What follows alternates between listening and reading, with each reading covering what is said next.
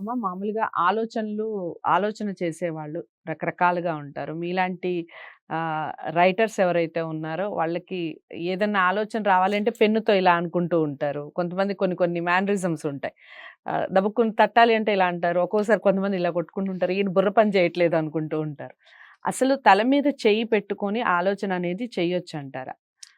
చేయకూడదా? అసలు తల మీద చెయ్యి పెట్టుకొని మాట్లాడకూడదమ్మా. తల మీద ఇలా ఇది ఇలా అని ఇలా పైన పెట్టుకోకూడదు. ఈ హ్మ్. పైన హ్మ్. ఇలా పెట్టుకోవడం అన్నది చాలా దీనత్వానికి, దుఃఖానికి సంకేతం. హ్మ్. హ్మ్. నెత్తిన చేతులు పెట్టేసుకున్నారంటారు. హ్మ్. హ్మ్. నెత్తిన చేతులు పెట్టుకున్నాడంటే ఇంక అయిపోయిందంతా.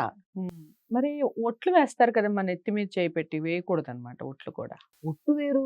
ఒట్టు వేరు. హ్మ్. అది కూడా వేయకూడదమ్మా. అసలు ఉట్లేయడం చాలా తప్పు. ఓకే.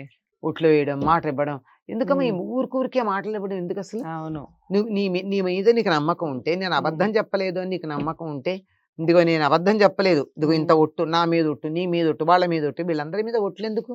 అసలు వాళ్ళందరూ ఎందుకొచ్చారు నీ మాటల మధ్యలో? హ్మ్. హ్మ్. అంటే నీ మాట మీద నీకే నమ్మకం లేదు. రైట్. నువ్వే సరైన పద్ధతి లేదు. హ్మ్. హ్మ్. ఒట్టు వేస్తున్నారంటేనే కొంచెం ఇంటెగ్రిటీ తక్కువని. కానీ హ్మ్. అవతల వాళ్ళు అడిగారనుకో, హ్మ్. నీకీ పని చేసి పెడతాను అన్నారు.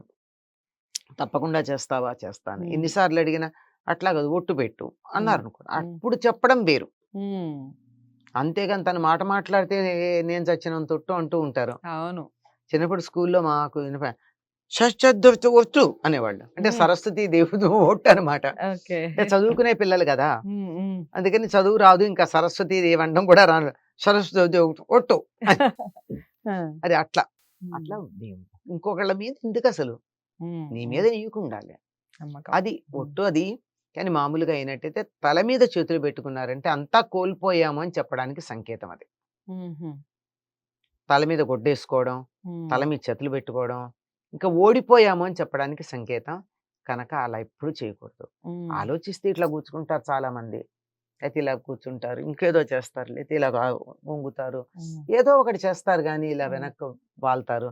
అంతేగాని ఇట్లా పెట్టుకొని ఆలోచించరు కదా ఎవరు. అవును. ఇది అంతా అయిపోయింది అని చెప్పడానికి సంకేతం. హ్మ్. మనం సంకేతం అంటే మనం కావాలని చెప్పలా.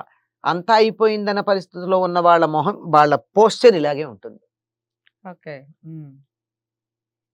వాళ్ళ పోస్చర్ అప్రయత్నంగా వాళ్ళు కావాలని చేసినా, చేయకపోయినా ఇక ఏమీ లేదు అని చెప్పడానికి వచ్చేటువంటి పోస్చర్ అది. హ్మ్. అందువల్ల అది తప్పనిసరిగా వాళ్ళకేదో వస్తే మనకెందుకు ఖాళీగా కూర్చొని హ్మ్. హ్మ్. అందుకని. ఓకే. అస్సలు పెట్టకూడదు తల మీద చెయ్యనేది. సో, అదండి. ఆశీర్వాదానికేను ఇలా తల మీద చేతులు పెట్టుకోవడానికి ఎంత తేడా ఉందో ఒకసారి మీరు అబ్జర్వ్ చేయండి. ఆశీర్వదించేటప్పుడు చక్కగా తల మీద చేయి పెట్టి ఆశీర్వదిస్తారు పెద్దవాళ్ళు. హ్మ్. మరి మనది మనం చేతులు తల మీద పెట్టుకుంటే ఎంతటి అనర్థమో ఇప్పుడు అమ్మ మాటల్లో విన్నాం. ఇక నుంచి ఎవరైనా ఇలాంటి ప్రయత్నాలు ఇంట్లో చేస్తున్నా లేదా మీకు అలవాటున్నా తగ్గించుకునే ప్రయత్నం చేయండి. వీడియోను మాక్సిమం అందరికీ షేర్ చేస్తేనే ఇలాంటి విషయాలు తెలుస్తాయి. లైక్ చేసి అలాగే ఛానెల్‌ని సబ్స్క్రైబ్ చేసుకోండి. అమ్మతో మీరు ఎలాంటి విషయాలు చూడాలనుకుంటున్నారో కామెంట్ బాక్స్‌లో తెలియజేయండి. మరో మంచి అంశంతో మళ్ళీ కలుద్దాం. నమస్తే.